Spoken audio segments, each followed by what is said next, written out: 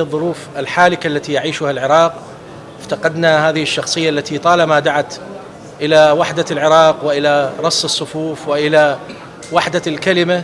افتقدناه في زمن نحن أحوج ما نكون فيه إلى أن نتصدى إلى كل المؤامرات التي تجري في هذا البلد. عراق سەرۆک مامجەلالی لەدەستدا کە زۆر پێویستی بە یەکریزی و یەخستنەوە هەیە، چونکە لە ئێستادا عێراق بە چەندین ئاستەنگی سیاسی و ئابووریدا تێپەڕ دەبێت.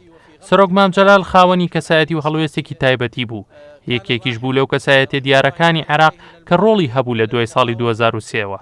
سەرۆک مامجەلال خاوەنی کۆمەڵێک تایبەتمەندی بوو کە هیچ کەسایەتێکی تر نەیبوو، بە جۆرێک وەکو باوک و چارەسەری کێشەکانی عێراق هەڵس و کەوتی دەکرد. چەترێک بووە بۆ کۆکردنەوەی هەموو پێکاتەکان، هەرچەندە جیاوازیش بوو بێتن. بۆچوونەکانی نێوان حیزبە سیاسیەکانیش جیاواز بوو بێتن، ئەو هەوڵی لە یەک نزیکردنەوەیانی دەدا. هەمیشە ڕۆڵی خۆی بینیوە وەکو سەرۆک کۆماری عێراق. معه في بعض المواقف على الرغم من أنه كانت هناك مواقف قد لا ترضي جميع الأطراف، لكن عموما كان خيمة لكل العراقيين، وقد مارس دوره كرئيس